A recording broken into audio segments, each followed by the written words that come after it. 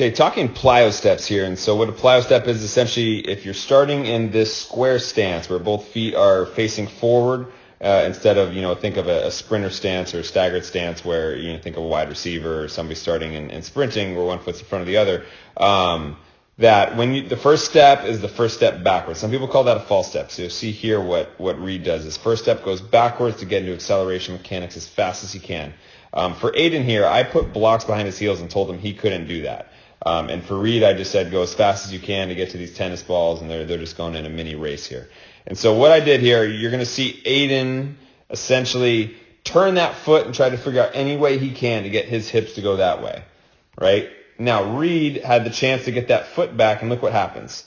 He frees up the motion to get this leg already out in front for some sprint, so he's able to put that foot down, right, and get that foot down before Aiden can even push off his back leg, right? So he's already in his first step. Well, Aiden gets to his first step. Reed's pretty much on his second step, right? So you'll see Reed has a pretty clear advantage here and is going to win that race. Now, I then switch roles.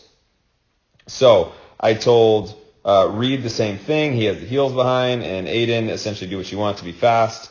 Now, when they say go, Reed essentially ignores my instruction because he wants to win the race more than anything, right? So he ignores my instruction, steps to the side, grabs Aiden's hand because he has to kind of cheat a little bit to make up for stepping around to the side. Aiden uses the plyo step as well because he's in a reactive setting.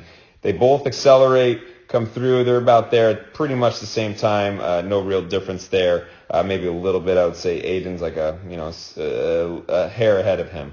So the lesson here, I think, for coaches is just please stop trying to coach this out, doing stuff like this where, coaching kids out of using the plyo step. And if you're an athlete and a coach does that, either ignore their instructions, show them this video, something to show them that this is actually a faster way to move when I'm in a square stance in a reactive setting, right? If I knew I'm going forward, I'd probably start in a sprinter stance or a split stance because I know I'm going forward. Right here, I told them to be reactive out of that stance. So good lesson for everyone who plays